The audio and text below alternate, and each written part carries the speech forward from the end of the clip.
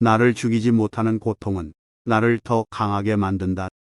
니체는 고통과 역경이 개인적인 성장과 권력의 의지의 발전을 위해 필요하다고 믿었으며, 자기 극복과 자기 향상을 위해서는 고통을 포용하고 극복하는 것이 필수적이라고 믿었다. 신은 죽었다. 니체가 생각한 신의 죽음은 전통적인 종교적 믿음의 쇠퇴와 사회의 새로운 가치와 믿음의 출현을 의미한다.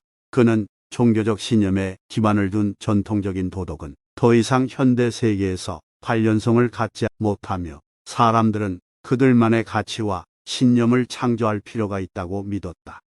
권력에 대한 의지는 삶의 의지이다.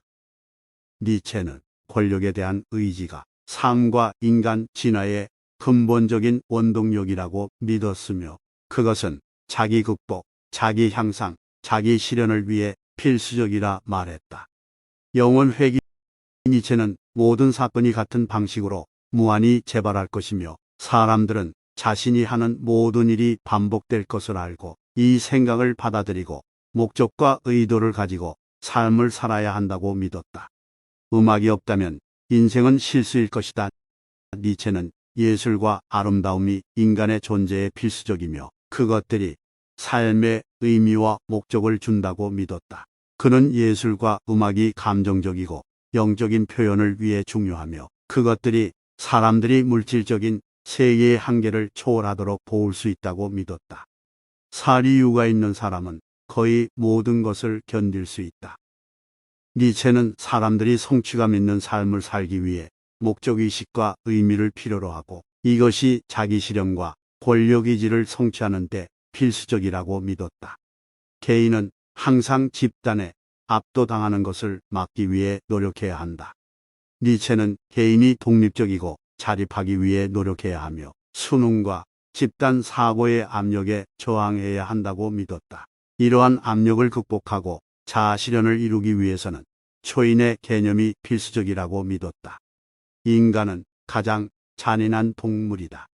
니체는 인간이 그들의 본성에 대해 더 어두운 면을 가지고 있고, 그들은 잔인하고 파괴적일 가능성이 있다고 믿었으며, 사람들이 극복하기 위해 그들 자신의 어두운 면을 인정하고 이해할 필요가 있다고 믿었다. 개인에게는 광기가 드물다. 그러나 집단, 정당, 국가 시대에는 그것이 규칙이다. 니체는 사회와 집단의 압박이 사람들로 하여금 비이성적이고 그들 자신과 다른 사람들에게 해로운 방식으로 행동하도록 이끌 수 있다고 믿었으며, 사람들이 스스로 생각하고 수능의 압력에 저항하기 위해 노력해야 한다고 믿었다. 불행한 결혼을 만드는 것은 사랑의 부족이 아니라 우정의 부족이다. 니체는 우정과 상호 존중이 성취감 있는 관계를 위해 필수적이며, 사랑만으로는 행복한 결혼 생활을 유지하기에 충분하지 않다고 믿었다. 모든 진정으로 위대한 생각은 걷는 것에서 생긴다. 니체는 신체 활동과 자연이 창의력과 영감을 기르는 데 중요하다고 믿었다. 인간의 어리석음의 가장 흔한 형태는 자신이 하려고 하는 것을 잊어버리는 것이다. 니체는 집중과 목표 설정이 성공을 달성하는 데 중요하며, 목표를 잊어버리는 것이 어리석음의 흔한 형태라고 믿었다.